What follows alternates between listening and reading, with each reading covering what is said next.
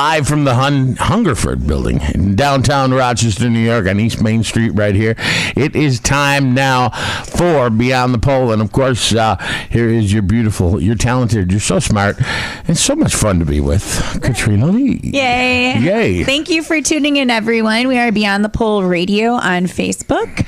And it's been a really bizarre week for me as a whole. And we, Rochester, pretty much everyone in the city of Rochester knows of this kind of legend in good and bad ways. Primarily kind of bad, but she definitely provided a lot of entertainment in the dancing form and in the lifestyle and, you know, activity form for everyone, including trickling down to Buffalo and other areas. Definitely. And we lost her, which is pretty tragic, on Thursday. So she was actually a close personal friend I known for years and kind of disconnected from. So R.I.P. Rest in peace, Chasity, Lotta. Yeah. She also used felonies. So what a shame.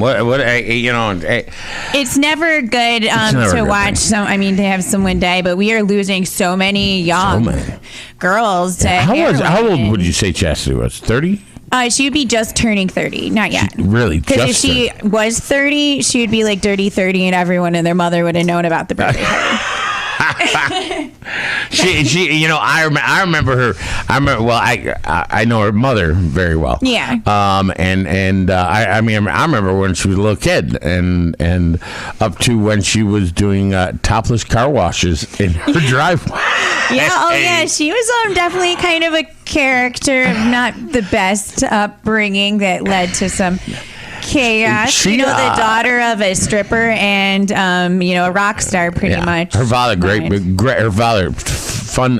Just huge, great guitar player. He's probably one of the best that I've ever seen. So born into lifestyle like that, raised in strip clubs where owners of like the 1100 Club and stuff would say, I remember Chasity me in the dressing room playing and stuff, and places that you don't take your kids, and I think it's completely illegal now. I'm sure it was back then, but maybe not. Maybe we weren't cracking down on it. Is it illegal now to bring a child into a strip club backstage room? I would assume so. I would sort of think, but maybe. I know that I've witnessed personally myself at Mademoiselle with the owner would bring her daughter in, and the girls would be there topless. And then one time she ran up and she went on the stage and circled around the pole when it was open, and they did have an issue, and CPS did go in there. Did go? Okay, I could understand. And then my ex-husband is a son, and he was never allowed in that area when it was open. He'd try sneaking peeks because now he's 11. He's like a little pervert then. Right. But when the club was closed, I didn't think it was okay because it's a bad environment, and he would be looking for change around the club.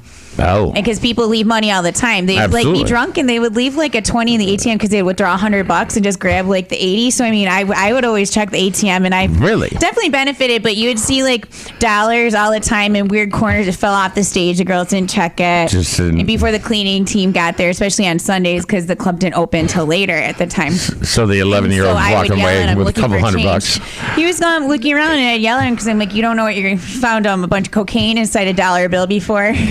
Yeah. Wow. You got to worry about dirty needles and stuff like that, and especially on the outside of the building. So I wasn't a big fan of it and would argue, but the father's theory was, well, this is a family business, and that's kind of what I know CPS or something they kind of said with the other incident. This is the family business. The family business. So. Wow. Oh, wow. But, what a we comment. tried to keep them out of there, and certainly out of the dressing room because that's where the cocaine was found. So. Yeah. Wow. So Chasity, back to Chasity. No plans on anything yet so far. No, which like I said, I called you in kind of no information, no obituary. They're taking their healthy time on figuring this out, but that's part of the tragedy of when you're addicted to drugs and your family and other members were on what can occur long term. Yeah. And why then no one knows who to step up, what to do. And some negative stuff is I'm pretty disgusted, so I'm going to put them a little on blast because I have nothing to do with them anyways. Vixens is throwing the old Foxies, which I loved Foxies and R.I.P. Brian Rivoli and everything. Yep. Good memories. It's never been the same. There's a ton of drugs going in and out. Most of the heroin addicts are working over there. And they're aware of it. And they decided that on Friday that they're going to have a charity or something, like a party to help raise money for her funeral expenses. While there is no funeral plan, there's absolutely no info. They don't know any money. They didn't say how they're raising the money or anything. And I feel like they're sickly trying to benefit off of her death by getting people who cared about her and customers in. You're probably going to have a lot of that. You're probably going to have a lot of that. Absolutely disgusting. And, you know, she was working there because, a lot of people cared about her and everything. A lot of the clubs didn't want the liability of her working there, so they didn't allow her to, because that's what you're supposed to do technically, is like cut these people off so that they hit a rock bottom and hopefully get the help that they need. Which is really hard. And part of the thing, and I said it a dozen times at least on this show and to tons of people over the years, is, and Chasity was actually the prime example and one of the people I talked about when I said this, so it's hitting me pretty hard too, is that when you're an attractive younger girl, you don't hit a rock bottom. Yeah, there's always like guys who are going to pay for you, or guys who think they're helping you, like adult children of alcoholics who are enabling you, give you the drugs, using you for sex and things like that. And there's Backpage, and the second you get in the adult industry, it's almost impossible to pull out of it. Right. Because you're going to have the customers keep going, and you get so used to that fast, easy money, making $300+ every night without trying. And then you just don't know how to go to a job where you're working 40 hours a week making under $300. Most of these girls absolutely don't have degrees. A lot don't have high school diplomas or anything. Right. So it's a sick cycle. Yeah. And there's just tons of people lining up. I hate to see that. I remember Chasity when she had gotten clean last. Yeah. And she started going to 12-step meetings. She was, it was like, wow, she's going to turn. She's going to change the whole thing around. Unfortunately, that didn't last. But you were really able to see the real her. I knew her because I worked at the Mirage. I used to dance there, and then I ended up managing. So it's a full spectrum of years. Sure. And then I would take her with me, and we would travel and work in other clubs. So I took her down to Erie. I took her to 24 Carat. I took her all over Buffalo. I even went with her because at times she didn't have a license or a car. We all rode together, myself and a small set of girls. And we would go up to Syracuse and all different places because I'd go back and forth and they'd stay at my house and everything. Wow. So you were bringing... I watched a lot of the damage start or before she was really bad. Like when she was 16 and starting to dance secretly underage. Oh, okay. All right. So you knew. More recently, I saw her in October at Vixen's. In October, you saw her? Wow. Yeah, when she just got out of jail for... umpteenth time or something. Yeah. She had quite a few DWIs. A few. Yeah, and a bunch of violations. And you did see towards, I think the last DWI is when she really went public.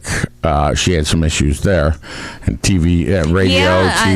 This when I was managing at the Mirage when it was a nightmare. We were closed. We're not paying taxes, reopened, so we were waiting on a liquor license, almost lost our cabaret license. So as a manager of the strip club with no alcohol, yet no nudity, and therefore no real dancers, that the owner is trying to charge full price, like $10 to walk in the door for nothing. Wow, okay. And the girls wanted to work, and that's when Chasity actually used to date the owner. Oh, okay. And he kind of covered he used to also date her mom, which is crazy too, but yeah, good times. It's the only type of stories that are actually in the adult industry. Wow. Pretty much normal situations, it's not.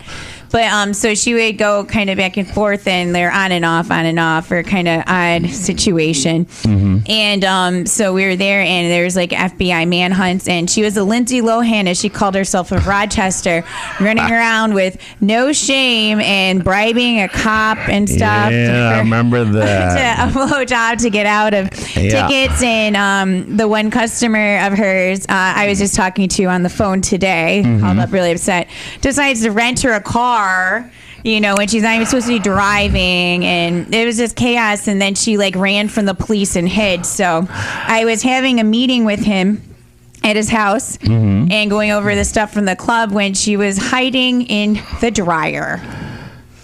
Yes, hiding. Stop. So she was hiding inside the dryer. Chasity is like 4'9" to 4'11". She's short, but she wears 8-inch heels, clear slide-ons, very specific size 5. I used to sell her shoes, and she literally was inside the dryer. And yeah. Oh, wow. And then they would go through the Mirage, which anyone who's worked there has seen the downstairs basement. It connects to the brew house. It's got like an underground tunnel. And it was huge. And, you know, there might have been some hoarding going on where all the free liquor prizes and stuff from the 80s and everything was all kept. And a lot of weird things that most places would have thrown out were all there. And there was thousands of spots to hide. And they kept ripping through the police looking for her because on her license it said that she lived at the Mirage because she never really had a full home or a place. She just kind of bounced around. So her license said her address because the owner let her that she lived in the strip club the Mirage. So it just kept coming back and coming back. And I remember, this is the worst job. Like, I just got my degree, and it was like what I viewed as my first real job. I'm like, oh my God, it couldn't be more stressful. Like, this is out of control. I'm like, we got no security. We don't have cameras in this building yet. We got bums coming in. I didn't know better, and I was giving them $1 to make them leave. But then they kept more, and then more of their friends kept coming. It just got worse and worse every day. Hey, the girl at the Mirage gives us money. And I was on the cover of the Extremely Hot, and then I'm sitting in the building like, we have no dancers. And they're like, well, you're a dancer. I'm like, no, I'm a manager, because you couldn't even walk and go to a dance or anything if you wanted to, because you were leaving the register unmanned. The ice in the back, you had to watch the club. And I'm sitting there because I'm crazy and don't have a gun, you know, because God knows what I would do. Or harm with a bat behind the bar. With a bat? Yeah.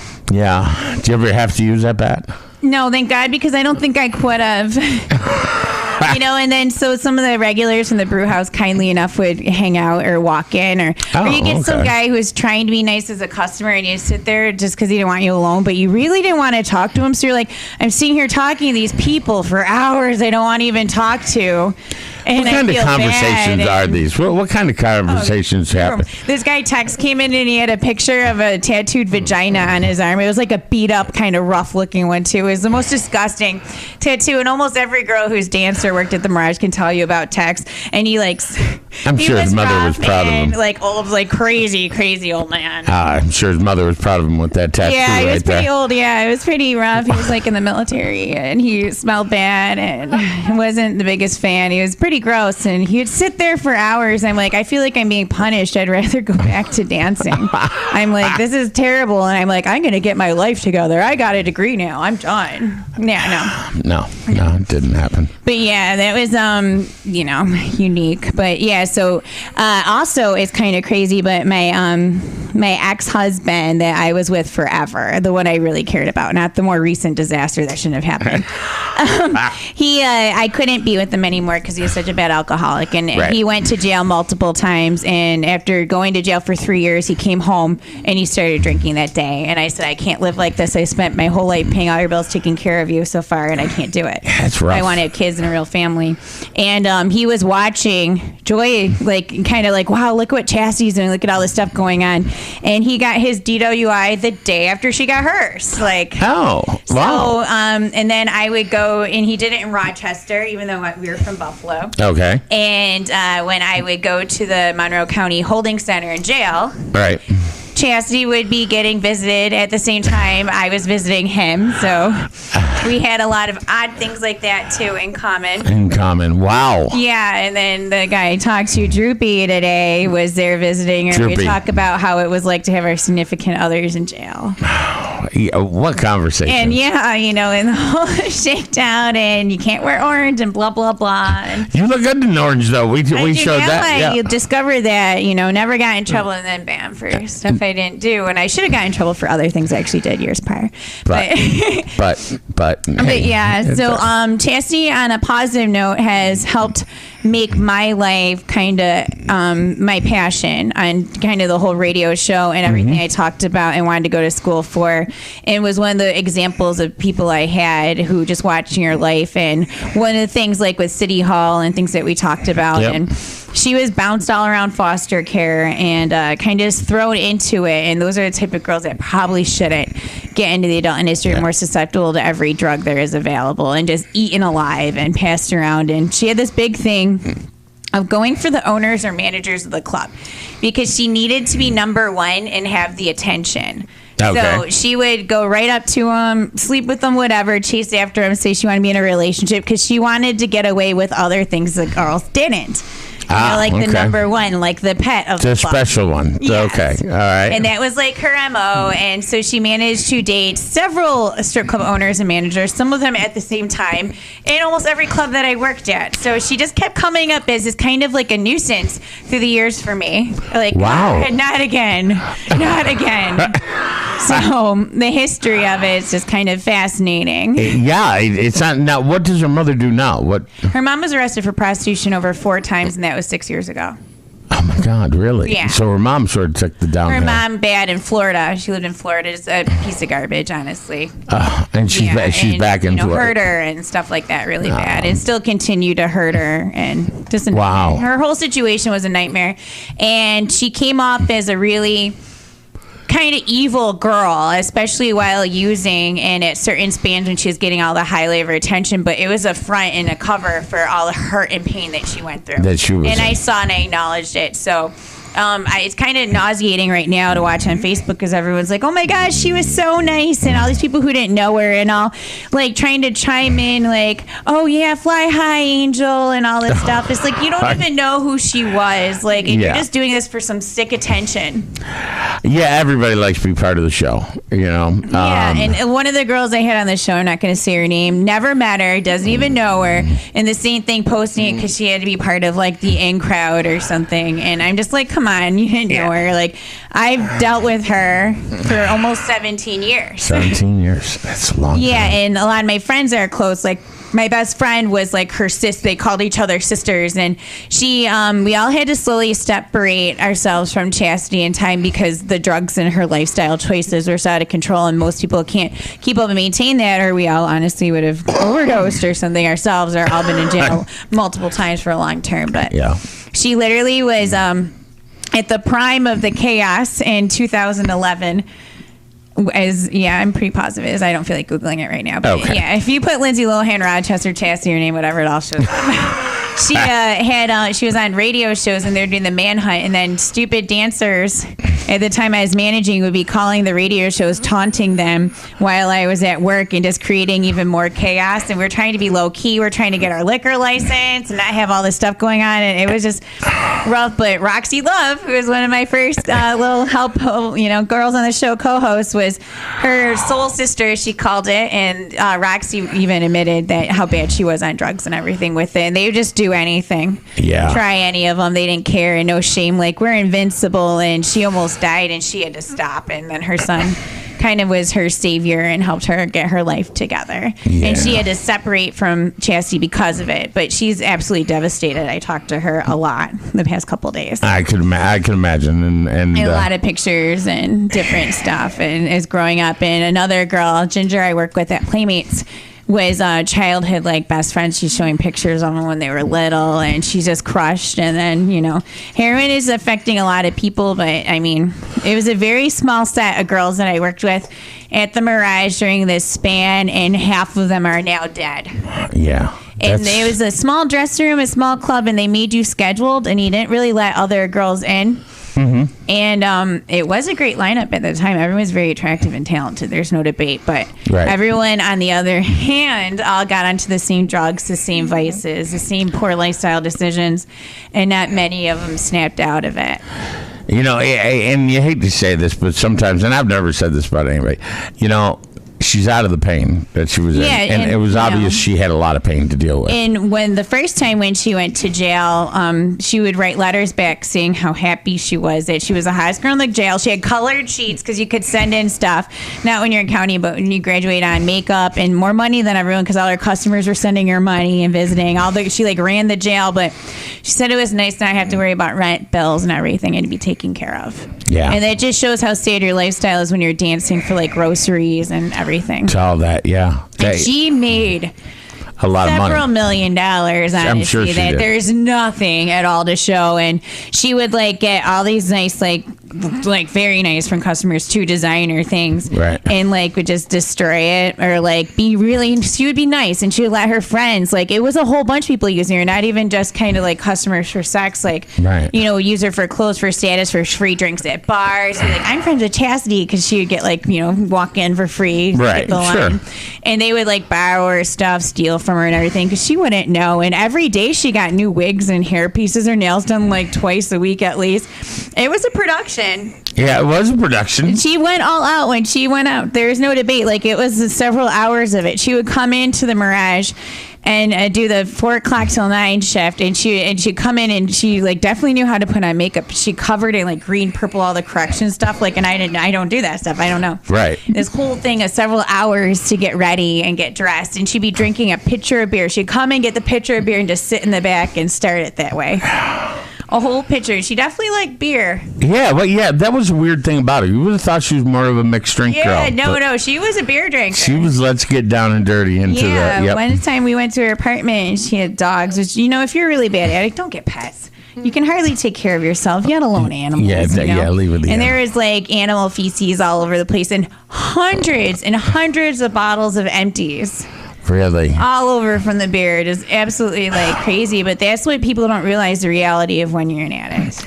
That's the tough part. That's, I maybe she's better off, where she is now. She's not in that pain. In reality, like her death is going to help a lot of other people get help and bring awareness because she was so known, not for good reasons in Rochester. Yeah, there were a lot more. But for the wrong. So a lot of people are saying really awful, negative things, and I'm not going to agree or disagree with them. But like I said, I knew her for who she was before everyone hurt her over and over and over. And, she did become a monster. Yeah, and she had her good points. Yeah. She had her good points. She had her good, she wasn't outright nasty to people, when you met her. Some, but yeah. No. Yeah, sometimes, yeah. But if you ran into her on the street, let's take it out of the total club scene. Yeah. She was, she was a nice girl. She loved animals. She wanted kids eventually, but she had multiple, good Lord. Different stuff, where it's kind of good she didn't really. Yeah. I don't think the kids would have stopped her. Some people will have kids and they stop and they get their lives together, and some people don't. And I just don't think it would have happened. It's tough with the life that she has been through. Like at one point I remember her joking around telling everyone after she got out of jail she was going to be an elementary school teacher, and we were like, stop. Wow. A real job. But yeah, no, elementary school teacher. Great stories. And once we got chased by bums, we were out with the owner of the club, and I gave a homeless man, but I didn't want to hand it to him, so I threw it behind me because I, didn't want to get close. Right. So I dropped $5 bill for him. So I figured he'd just see us walking by, go up and pick it. Well, sure. He was drunk, so he went back and grabbed the money, thinking I dropped it from like the bum, and then we got chased. Wow. Yeah. Wow.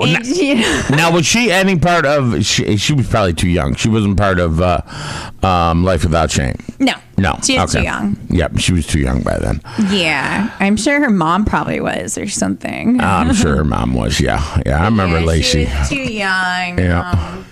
Person. Yeah. Yeah, so she was, friends with Jim Doyle and all the people who, infamous with their, discretions and activities. Right. Yeah. in the Rochester scene. Where was she living last? Any idea? She had a roommate. Oh, did she? Okay, because I knew she was off of a female roommate. Driving Park there for a little bit. She was off of there. And, she went all around. So, she wasn't out of jail that long. She was up, and I think it was another 6 months she did before she got out in October. Really? Yeah. Wow. Okay. Upstate. So. Yeah. So that's too bad. That's a shame, but hopefully she's out of the pain. Hopefully people don't repeat her mistakes. I know a lot of my friends are seeking help.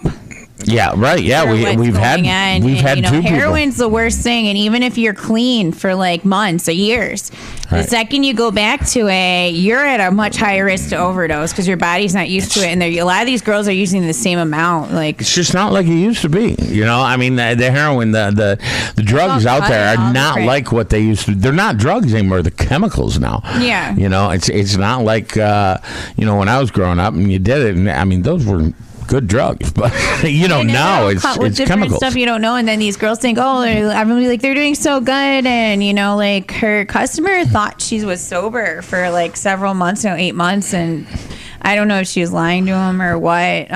He must not be on Facebook. Yeah, no, I know. That's what I told him. And then I remember when she graduated probably onto heroin like 2-3 years ago, because I told her she could work at Farrow's, and she came down and she was so bad, and I saw the track marks and everything. I was like, oh no, that's the worst, because once you're on that, it's kind of like the hardest to get off and the worst to, for our industry, I've noticed. The thing that used to be, I was surprised that she would let the tracks.